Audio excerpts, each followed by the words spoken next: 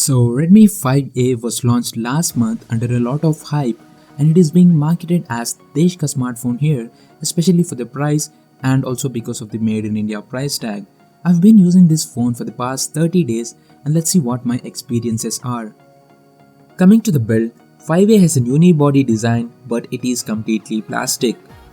On the rear side, there is a 13 megapixel camera with an LED flash at the top, a single mono speaker at the bottom, and there is no fingerprint sensor. On the front, we have a 5-inch 720p display. There's no Gorilla Glass protection, so it's better to get a tempered glass installed. There are 3 capacitive keys, home, back and recent buttons, and they are not backlit.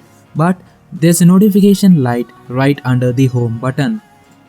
It's nice to have an IR blaster, especially on a phone that just costs 5000 rupees, and we have it on the top side along with 3.5mm headphone jack and a noise cancellation mic.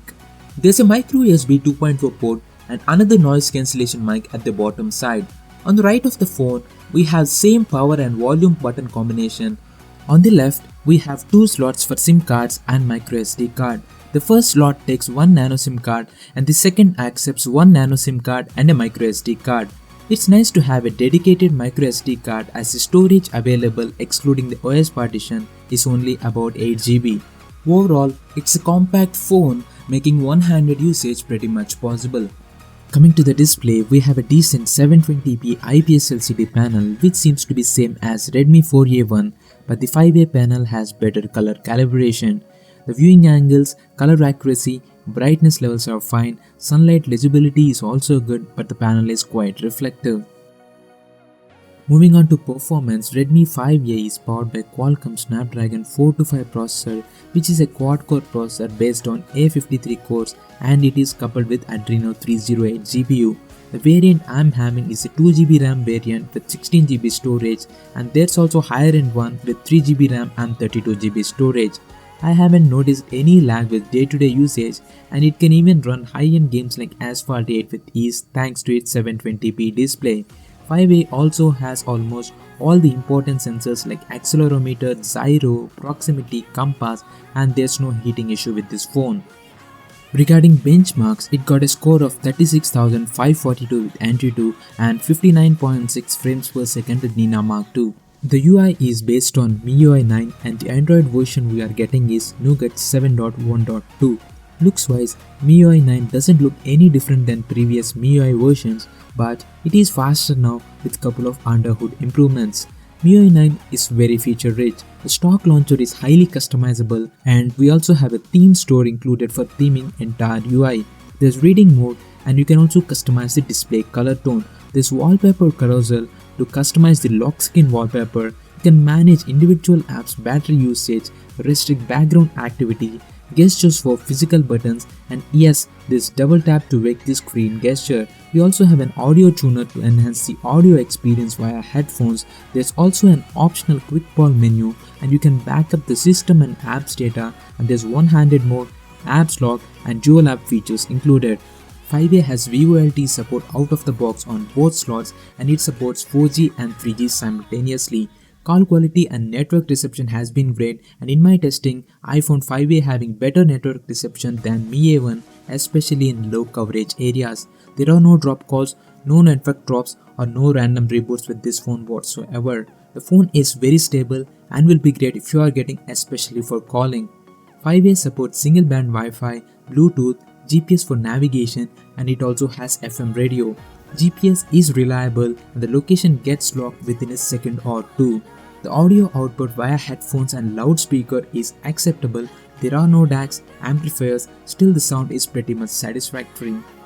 Redmi 5A has a 13 megapixel camera with f2.2 lens. There are a couple of filters to play with. There's HDR, beauty, and panorama modes. 5A takes some decent pictures with good amount of sharpness in daylight. Even the night pictures turned out to be fine. The focusing speed isn't great, so if the focusing object is moving or if you are in motion, then high chances that the pictures will turn out blurry. And in the video department, the phone can shoot videos up to 1080p at 30 frames per second, and there's also time-lapse mode. These are the couple of pictures I have taken with 5A.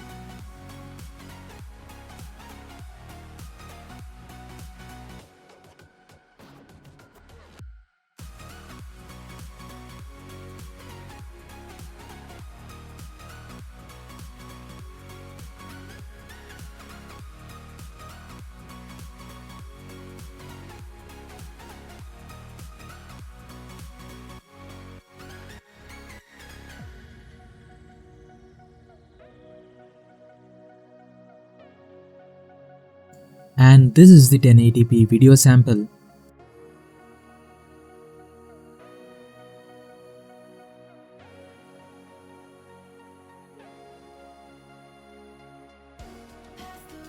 Redmi 5A is powered by a 3000 mAh battery and the battery life is pretty good. I was easily getting a screen on time of 5 to 6 hours, but the real problem lies with the charging. It takes around 2 hours 40 minutes to fully charge the phone with the supplied 5V 1A adapter. So overall Redmi 5A is a great phone. It has a good display, Snapdragon 425 processor, all major sensors, stable voice, a dedicated microSD card slot, and more importantly the price. This is probably the best phone under 5000 rupees, but you need to keep in mind couple of things if you are planning to get this phone. 1. This is a good phone, but there's nothing new about it. 5A is basically Redmi 4A with few modifications. 2. Do not purchase it through third party, especially if you are investing more than 5k. I have seen people getting 5A for 6000, 7000 on eBay and OLX. I don't know what this hype is all about. This is just 1000 rupees lesser than the previously available Redmi 4A, and this became possible because of lesser tax as these are made in India. 3. If you are someone who is getting a phone for the first time, then Redmi 5A will be perfect. But again, if you like watching a lot of movies, videos on your phone, then maybe you should invest 2k more and get a phone with a 1080p display. I'm not saying that Redmi 5A has a bad display, it is good, but if media consumption is your primary use, then a 1080p display and a 5.5-inch phone would be great. If you are someone who is looking for a phone of about 3000 or 4000, then you should definitely increase your budget by 1k more and get 5A. 5A is also a perfect choice as a secondary phone for calling and basic app usage. No phone under 6000 is a competition to Redmi 5A, maybe T0D with a fingerprint sensor and a 3500 mAh battery at 5k, but it is a new brand and service could be a problem, especially if you don't live in cities. So this is my experience with Redmi 5A after using it for 30 days. I hope you liked it. I would be really glad if you can like and comment your views. Thanks for watching. Bye bye and take care.